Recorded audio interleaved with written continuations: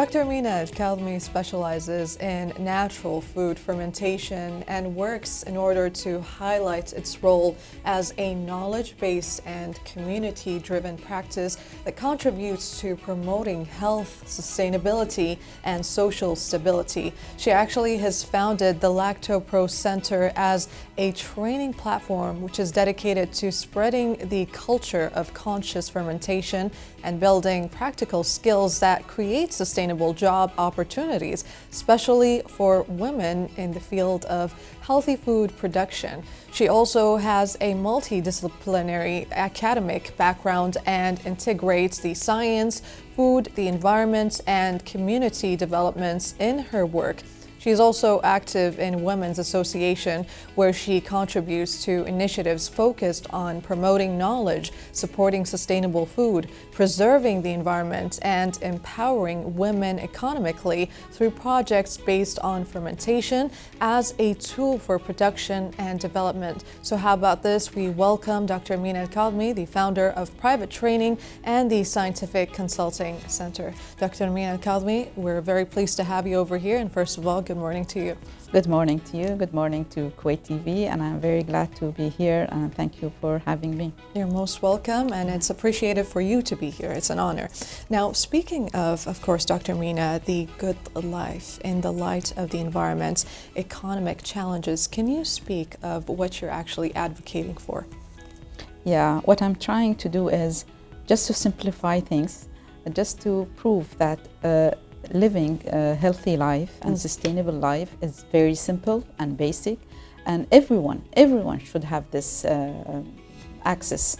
So converting to a healthy life is something basic, and it has to be approached to everyone. Absolutely. It starts always from you, your internal self, and the conscious, of course, understanding that it's also very good to actually take care of yourself, take care of health, therefore contributing to the world itself. Especially after having, the chronic diseases that we have had very big challenges, and we have lost so many, those we love. So that's why it is like an alert that we have to take care about what we are eating, how we are living, what we are inhaling, everything. Absolutely. But the key point right here is all to stay balanced in life in general, and keep a healthy mentality, and to stay stress-free as much as possible in this world.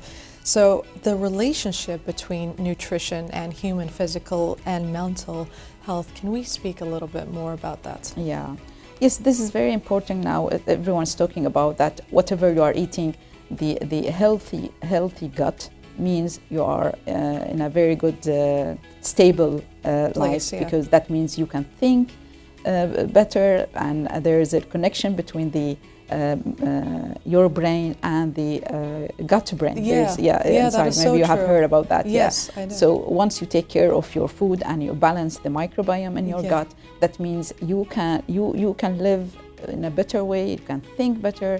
So that's why I think it's very important to take care of what you are eating. It's so true. I mean, speaking of that, Dr. Amina, you were speaking of how important it is and how much it can actually affect your mental health. And I've noticed that the moment I start prioritizing my food, eating more healthy, I'm more energetic, and I have the energy to actually work through life on a daily basis. Whereas when I'm eating something that is unnatural, something, that could be very not so good for, like, let's say my health, eating junk food and stuff like that, I'm not feeling energetic at all, and I'm just in a really bad situation or a bad place, let's say. So it's good that you have this experience. Yes, I have to. We all have to go through it, but unless, we don't change that, we will never notice what's actually causing that problem. So, of course, we spoke about the fermented foods that you are doing, which is a practical solution for health sustainability. Can you speak about your own production itself? I have started with the sourdough starter, which is making bakings like sourdough bread, and I have started with the sourdough bread, which Can we bring this out? This is the, which is very popular, and thanks that everywhere now are selling, and wherever you go to that coffee shop, you can see in the menu sourdough bread. So this is, I'm very glad of that. Like, this kind of a bread, this is very demanded bread now, and it is healthy, it is very basic, has, you know, very simple ingredients, and a natural, slow process, which people may say it takes a long time, we don't have that time, but it is not true. I mean, you know, while you are working at home, you are doing your other tasks, you just do some, you know, one step and leave it naturally doing its work, and you go do other works and you come back. So it is in balance with what you are doing during the day. Absolutely. So we like it because it is with us wherever we go. That is true. And then at the end we get this bread. So when I started that, I felt that it is not enough having natural starter and only this kind of a bread, because not everyone would like to have this kind of bread. Then I shifted to the other kind of bakings, which are the dense baking, those rich bakings like brioche, like cinnamon, you know, which some may say, okay, we can't stick just eating sourdough. We would like to have those kind of breads. For a and change. Still they are with the, you know, artificial yeast. So then I started to, you know, to practice how we can do it, and hopefully I managed to train even on those kind of breads. And that's why now the kids and the elderly, everyone can have the bread, because the kids, you know, they like sandwich bread. They are that kind of soft bread. Absolutely. Which you have to, you know, compete with the artificial breads or those made in the supermarket. So, absolutely. I mean, speaking of that, you're talking about that. I've seen like, is it okay to touch it? This is actually very like easy to digest. It's unlike the other ones that I've seen. They're very hard to literally just bite in. But this looks really good, and my mom would love that. And you know, the children, you can't cheat the children. Whatever they like, that means it is really good. So the babies, those who, you know, will, the teeth would like while to have they're some teething? Rubbery. They love this bread, because you know, because it is chewy. And you know, from my, you know, those I have trained, everyone would say that their kids who are the grandchildren or their kids, they love this bread because it is really, really good bread. It looks like a really so good this is one. what I have started. And then I broadened the experience to anything has to do with the microorganisms. Let's say the natural fermentation.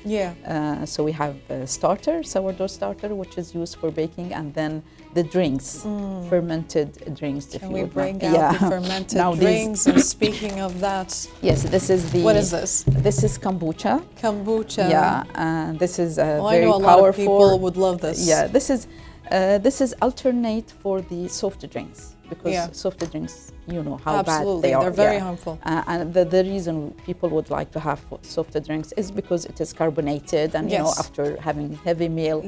So this is the best alternative, and it is healthy. It is rich of microbiome, and it is rich of vitamin C. For those who are having flu and whatever, this is very good to drink, and it is delicious. Absolutely. Because the tastes are endless. You can use. Absolutely. I've actually did try this, and it's one of my favorite drinks, to be honest with you. I don't know, can we speak of the flavor of this one, or at least this one? This is the local berry. Toot. Okay. You know, when it was the season, I got it, and I made the syrup. Right, thick from Kuwait, syrup. So instead of having like a sorbet, I have made it as a syrup, and I kept it in the fridge whenever I want to ferment. Actually, it has two fermentation. First fermentation, and then the second fermentation, which we usually add the flavor. This is, for instance, is apple. Apple with cinnamon, with rosemary. So there are a combination of different kind of flavors. It is a fruit, it is herb, it is spices. So you can do different. And actually, it is expensive. Even if you would like to buy, and you say, okay, I don't want to do it at home, I want to buy it, is expensive. So making it at home, it is simple, and it is, even if you have like organic fruits and you don't want to lose them, you just use them for for these drinks and they will last forever, you know, instead of absolutely getting rotten and you have to get rid of them. Absolutely, absolutely. Now, speaking of this, Dr. Mina, how do we consciously, like, let's say, manage household resources in order to achieve balance between, like, let's say, health and cost, while we're speaking of cost itself? Yes, exactly what I was saying, that everything is available, it is easy to get, there's no fancy ingredients. I'm against of some who are saying that it has to be organic and it has to be from, you know, importing from other countries. Other countries. Whatever we have here are the best ingredients that we can use.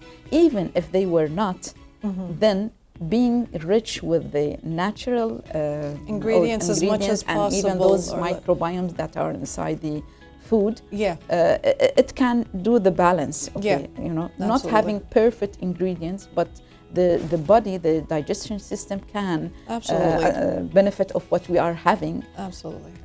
Opposite of having very fancy ingredients, very expensive, and using, for example, artificial yeast, which will prohibit our system to benefit of what we are having, those fine ingredients. Yes, rich in food means the quality of food itself. It's not rich within the price limit itself. Exactly. Yeah. Absolutely. Now, of course, speaking, how is the role of individuals, especially for women, achieving daily sustainability? How is it that we get to speak of that, or actually at least advocate towards that? Yeah. What I normally get as questions from women, that how we can manage doing all this if we are having different tasks, like we are working and we have kids and we have to follow up with so many things. We are not available at home all these hours that these fermentation requires. So what I would say, that there are different methods of doing those fermentation. There are simple and there are long. So there are choices. Everyone can choose the method that copes with their system. Absolutely. Yeah. So is there a practical, like, let's say, message for women today in order to just build a simple, high quality lifestyle? Yeah. Having the concern of women, mothers, grandmothers, daughters, you know, by nature we feel responsible of the health of our family. Absolutely. So why not then spend some time and some effort of providing the food? You know, the food is the source of energy that we need. Sure. So this is the simplest thing that we can do, because, you know, women and mothers, they are spending money taking their kids to the, you know, playgrounds and to the, you know, centers, to the best school, best nannies, different, you know, best food.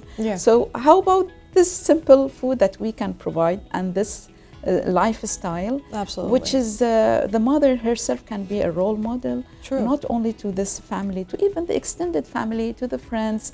We need only one person member, that one has person. an effect on and overall. then everyone would be encouraged and do the same. Absolutely, absolutely. And of course, what you are doing, spreading the awareness through the media, true. Of course, 100% true. First of all, it's, you know, the effect that you have in your own family, and like you said, to be a role model, it just doesn't have to be everybody, but at least one person. Like I've had, like, let's say my mom or my dad, you know, telling us to eat healthy, not just to eat healthy, they're gonna put the food right in front of us and tell us this is what you're gonna be eating. So we were taught along the way that, okay, this is good food, and then as you grow older, you start to, you know, realize that this is really true. This is what we got used to, you know, we go in our own sets of ways. Maybe we can start to shift our dynamic in, like, eating habits, or like trying, like, junk food, but then we still go back to the same roots itself. It's all about the beginning. And the good thing is the appreciation. Absolutely. Something you do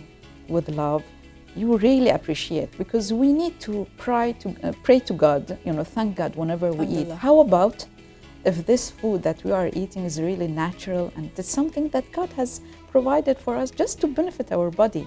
But we are losing, and we are losing this opportunity. So once we got it and have it on our table and Absolutely. speaking about it all the time with our kids and with our, other members. Absolutely. Dr. Mina Al-Kalmi, thank you so much for being here with us. We're very pleased to have you, of course, all the time. Thank you. Thank you very much. And I thank you very much. And it's really a pleasure for me to be here. A pleasure is all mine. Thank you so much. Now, of course, thank you to the guest, Dr. Mina Al-Kalmi, the founder of Private Training and the Scientific Consulting Center. About this, we go for a quick short break and we'll be right back.